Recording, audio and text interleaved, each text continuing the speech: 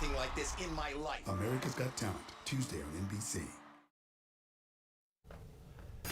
Now at noon, a brutal beating leaving a man hospitalized. The man police say was behind this attack is now facing a judge. Plus, the fight against the coronavirus pandemic continues. What we know about a possible fourth vaccine. And are you looking for work? Well, we're going to tell you about 2 job fairs that could help you along the way. Thanks for joining us. I'm Constance Jones. And I'm Chris Anderson. We'll have all those stories, plus a look at a flood advisory that's been just issued for a large part of South Florida. That's happening right now. Live, the news on NBC6 at noon starts now. Now at noon, we begin with a first look at our first alert Doppler 6000. And boy, you may have heard some rumblings this morning, and all of that green you're seeing on the map mixed in with some reds and yellows there. That means we have a busy afternoon in store. It is much needed rain, but we don't like to get it all at once. We kind of like to spread it out a little bit. Let's get right over to First Alert meteorologist Steve McLaughlin with more on what we can expect. And it was raining pretty heavy out there just a few minutes ago, Steve. Yeah, and more to come. You know, we knew coming into this past weekend that today would be the bullseye of the rain, and indeed it is an all-day type of rain. Now, there will be some breaks coming up over the next hour or so, but anytime between now and dinner time, we could have these heavy downpours coming into the area from the south and west.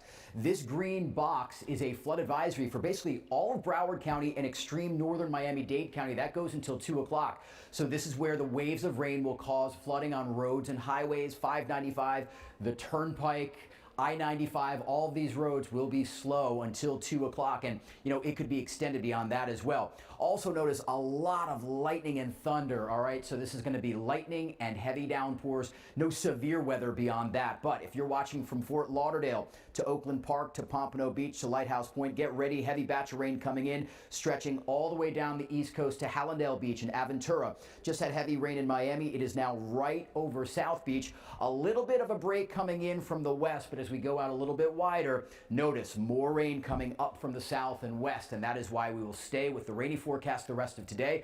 We'll break it down and talk about our newest tropical depression out in the Atlantic Ocean, all coming up in just a few minutes. All right, Steve, thanks so much. Cell phone video capturing the disturbing scene following a brutal beating in southwest Miami-Dade. And this noon, a man is behind bars accused of attacking another man with a shopping cart. For more on this, NBC6's Julia Bagg is live at the scene with the latest out of southwest Miami-Dade. And Julia, I understand it was actually witnesses who stepped in to try and stop this attack.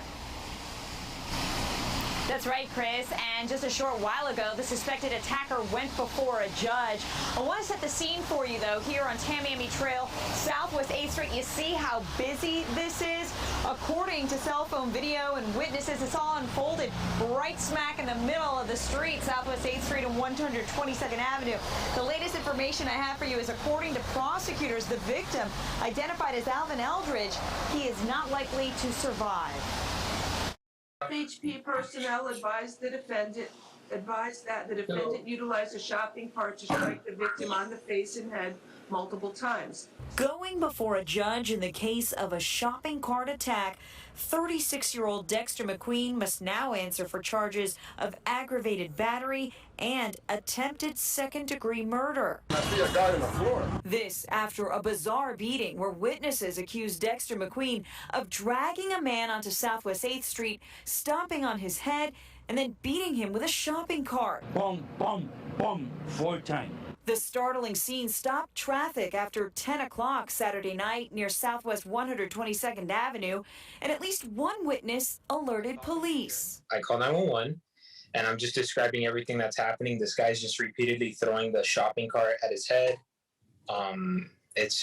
It was a really bad scenario. According to the police report, a retired firefighter got out of his car and pointed a gun at the attacker, trying to stop him from hitting the victim. He was just like, bro, what are you doing? Like, stop doing that. It was pretty surreal. The Florida Highway Patrol arrested Dexter McQueen, and court records show he has a lengthy criminal history, including several battery charges. The wounded man was rushed to Kendall Regional Medical Center, where doctors treated him in critical condition. And the judge set the bond at just more than $100,000 for Dexter McQueen. She also appointed him a public defender. Live in Southwest Miami-Dade, Julia Bagg, NBC 6 News. Julia, thank you for that update. And Chopper 6 was at the aftermath of a mobile home fire in Davie. Fire rescue on the scene this morning near Southwest 32nd Street. At this point, it's not clear if there were any injuries, and the cause of that fire is still under investigation. And new at noon, an accused hit-and-run driver is now in police custody. Investigators say the driver hit a woman and then just took off. This happened as she was riding an electric scooter in Miami Beach. NBC6 reporter Carolina Peguero has the story. Good afternoon. Miami Beach police just moments ago said that they have arrested and located the driver of that black sedan and that left the scene here on Alton Road. Miami Beach police say the woman was hit while riding the electric stand-up scooter on the outside lane as she was approaching 10th Street. That's when she was thrown from her scooter into the inside lane. She was then struck by another vehicle, but police say that car stopped. The victim was rushed to Ryder Trauma Center at Jackson Memorial Hospital with non-life-threatening injuries. This again all happening near the intersection of 10th and Alton Road. It's not the scooters, it's the people, it's the drivers. They don't look out for these scooters on the road, so they're not sharing the road properly. And I hate to say that they belong in a designated area, but I think they do because for their safety, you know, they should have helmets and stuff on also. They need to be more cautious. And something else I would add, they should add camera on the top of the stoplight, so maybe we could have catch this guy who actually left. Now, the identity of that person involved has not been released, and we do know that they may have several charges for leaving the scene of an accident. Reporting in Miami Beach, Carolina Peguero, NBC 6 News. We're getting in some information about a disturbing story out of Port St. Lucie, Florida, where a 2-year-old child is in critical condition after being shot in the head. Police say it happened at a condominium complex Friday night. Detectives are still searching for a 21-year-old man who they say was there at the time of the shooting. At this time, no details have been released about the circumstances surrounding why those shots were fired. And this shooting just comes days after a child and a grandmother were shot inside of a Palm Beach County Publix. Deputies say that 55-year-old Timothy Wall shot and killed the 2 victims before turning the gun on himself. The Palm Beach County Sheriff's Office says this was a random attack and that the suspect had been posting on social media about wanting to kill people and children.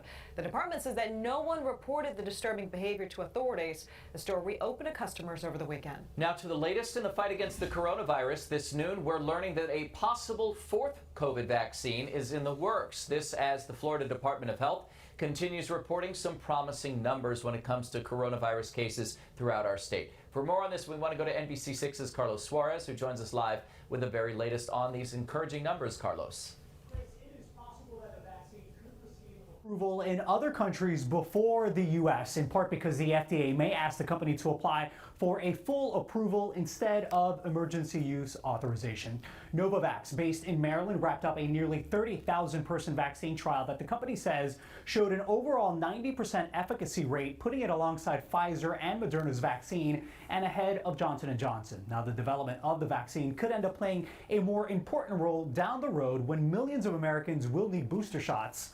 The company said it was able to sequence existing variants, including the strain out of South Africa, whose proteins are in the shot and provide more protection. Now, similar to the 3 vaccines already on the market, Novavax's vaccine showed an efficacy of 100% in preventing moderate to severe reactions to COVID-19. Now, overall, the number of hospitalizations across South Florida remain low, with over 50% of people in Miami-Dade and Broward fully vaccinated. Health experts, though, note that